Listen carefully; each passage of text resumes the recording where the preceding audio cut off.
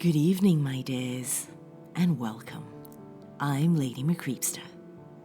I'm finally back in my realm, though I admit I am still recovering from interdimensional travel.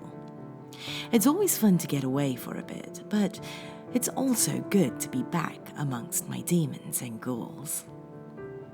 Tonight's story comes from author Erik Andresen on Creepypasta.com, and the whole story takes place in the shed.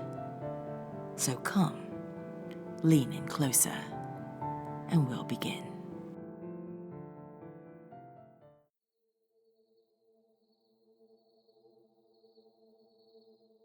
Richard's hands shook slightly as he returned the blood-streaked hammer to the workbench. Unable to bring his eyes up to focus on his true task, he watched as a clump of flesh slid down the side of the wooden handle, leaving a dark crimson trail in its wake. Even in the dimly lit workshed, he could see a cluster of short, dark hair protruding from the tiny piece of scalp. Richard tasted the sour hint of vomit at the back of his throat as he hesitantly lifted his gaze. Across the workbench, tightly bound in rope, sat a monster. Concealed in the near-perfect guise of a human, the monster stared up at Richard with such a sincere look of confusion and horror that Richard almost believed he had made a mistake, that this one was actually human. Richard studied the beaten, bloodied thing before him as it struggled at its bonds, letting out muffled sobs through the cloth gag. It fought to free its right hand from the heavy-duty nail that pinned it to the table, while the left arm flailed about wildly, small splatters of blood spraying off the bloody, bandaged stump where its elbow once was. Even if it managed to get its hand free, Richard knew it could never break the ropes that tied it to the heavy metal chair. Watching the frenzied, terrified thing, Richard almost changed his mind. Almost decided he had made a mistake with this one. Almost. There were many more these days, thought Richard. All of them trying to fit in, trying to trick you into believing they were like the rest of us. Richard knew better. He found this one today at a small carnival just outside Dallas. It was not alone.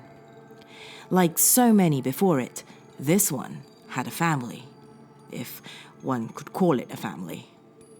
In hindsight, Richard could see how others, those not gifted with his unique ability to see through their masks, could be fooled by these things.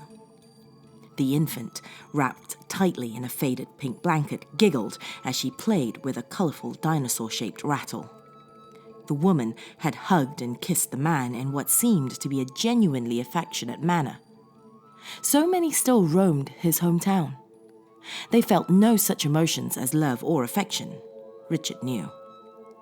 They would torture and kill a human being for no reason other than for the pure joy of it.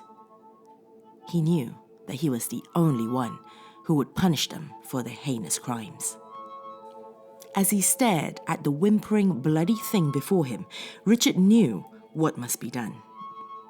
The whimpers morphed into a squeal of pure terror as Richard picked the hammer up once again, then shakily raised it over the pinned hand.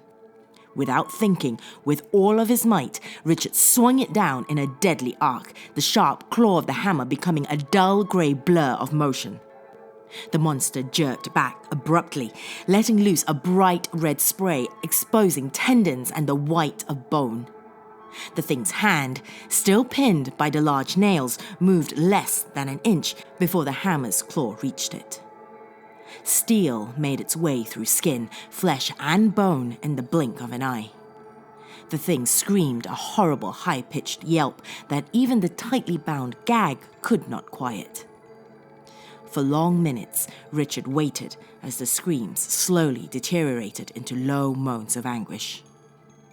Richard bent down, his face coming close to the monster, his lips almost touching the thing's ear. He could feel the evil radiating off the thing's skin in hot, sickening waves. but Richard held his ground. "Confess," Richard whispered. "Admit what you are, what your family is, and you will all die quickly." The thing looked up at him and slowly shook its head, tears streaming down its eyes. Richard turned away, choking back the vomit which came so frequently with close contact with them. The second he began to turn away, he saw the flesh of the thing's face ripple out of the corner of his eye, forming the visage of the demon he knew lurked within. Richard spun around, hoping to catch a glimpse of the true face of the beast, but it was gone. Only the mask of a human remained. Richard was not fooled. Richard lowered the hammer back to the blood-splattered table, turned and opened the shed door. He paused briefly, his eyes adjusted to the bright summer sun. He glanced briefly at his tan house, immaculate lawn, and white picket fence. He had always found it amazing how he had done so well for himself while having such an important, time-consuming task. He had yet to use a single sick day in his 7 years teaching second grade at Jefferson Elementary. As Richard neared his white van, he heard a muted thumping noise coming from within. He rushed towards the van, fearing the neighbors might become suspicious and come investigating the strange noise. The last thing he needed right now was another visit from a nosy neighbor. Only last year, a nosy neighbor had caused trouble for Richard. Early one school morning, before he had even been able to make it out of his front door, Rhea Mackenzie ambushed him. She spat numerous vaguely accusing questions at him. She asked about weird noises she had heard coming from Richard's shed the night before. When she talked to Richard, she smiled and was oh so sickeningly polite, but he could see it in her eyes and hear it in the tone of her voice. She knew. When she asked to go inside the shed, Richard knew what must be done. It was the first and only time he had ever murdered a human, and it was perhaps the second most painful thing he had ever had to do. Sacrifices must be made for mankind, he knew. That was the closest he had come to being discovered since the day he first destroyed a demon at the age of 19. How they managed to switch his little sister with one of them remained a mystery to him, but on that late autumn night, when he spilled his first blood, he swore to himself that he would make them all pay for what they had made him do to the thing that wore the face of his little sister. She had always seemed normal to him, a loving child who, although annoying at times, was a good kid. Not on that day. On that day, something was different about her. Something sinister lurked behind those normally innocent eyes. Somehow, they had taken his sister, and he knew something must be done. Only seconds after he began his grisly task, he started to think himself insane as Rachel, whom he loved more than he could ever put to words, begged him to stop. The sight of her frightened, tear-streaked eyes made him pause, but only briefly. Something deep within Richard told him that he must do this. He had dissected her as best as he could with his small pocket knife.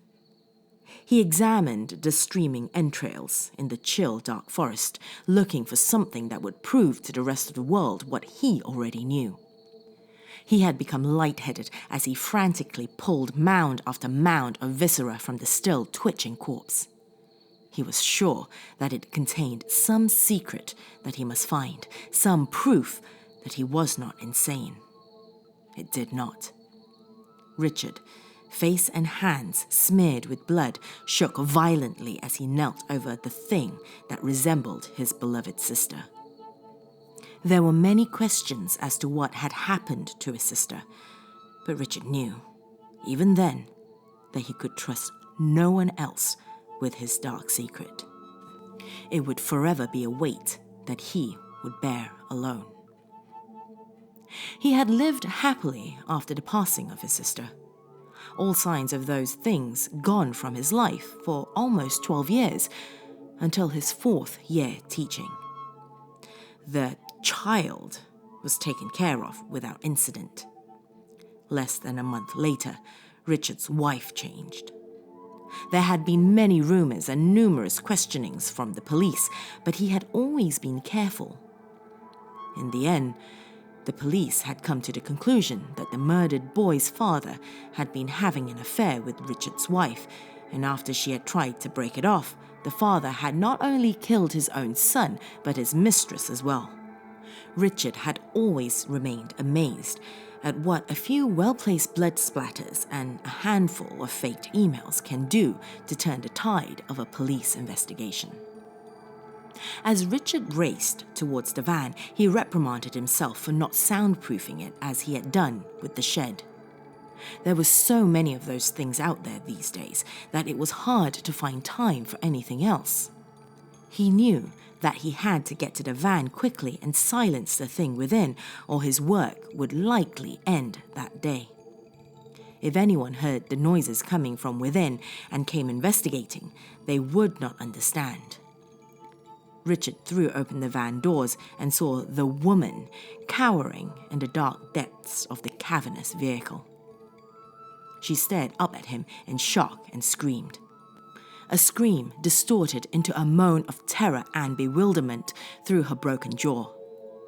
As Richard neared her, she sank even further into the darkness, a small, dead child cradled in her arms. Richard grabbed her right arm and yanked her to her feet, the dead weight wrapped in pink cloth, falling from her arms to the metal floor with a dull thud. Her look of horror intensified as she looked down at her child. Richard heard her moan something, possibly Jessica, as she stared down at the unmoving lump of flesh on the floor. Richard had to drag the now silent woman the short distance back to the shed. Richard paused, mere feet from the shed, as a shock of horror raced down his spine. The shed door stood open before him. He could clearly see that the monster was gone. Before he had time to think, Richard was struck on the head from behind. The air reverberated with a sharp metallic clang as steel met skull. White-hot pain raked through Richard's head as he fell to the ground. He felt strong hands grasp his shoulders as he drifted into unconsciousness. Slowly, the light came back to Richard's world. He knew immediately where he was. The shed. Richard tried to stand up to get to his feet, but his body would not comply. Richard lay on the floor for what seemed like an eternity, trying to regain his senses, to get his muscles working again. With great effort, Richard lifted his right hand to his throbbing head. There suddenly came a sharp laugh from over Richard's shoulder as a dark shadow moved. He heard a brief whoosh, then a searing pain shot through his head once again. As Richard laid on the cold floor, with blood beginning to pool around him, he saw two dark figures looming over him. The smaller one held a small pink object cradled in its arms. The other held what Richard recognized as his shovel. The laughing began again as the larger figure clumsily raised the shovel over its head, the weapon almost falling out of its grasp. Richard shook his head, trying to regain his senses, trying to get to his feet so that he could defend himself. He couldn't move quickly enough. He couldn't avoid what was to come. The shovel came down, and blackness engulfed him.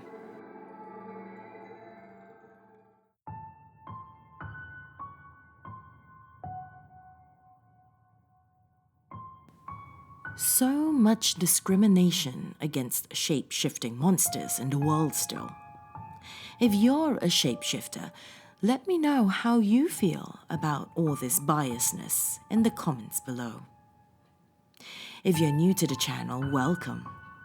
Do click on that subscribe button along with the bell icon for more tales of horror. If you'd like to follow me on social media, I'm at facebook.com/LadyMcCreepster. Links are in the description below. Till next time, my dears, sweet dreams.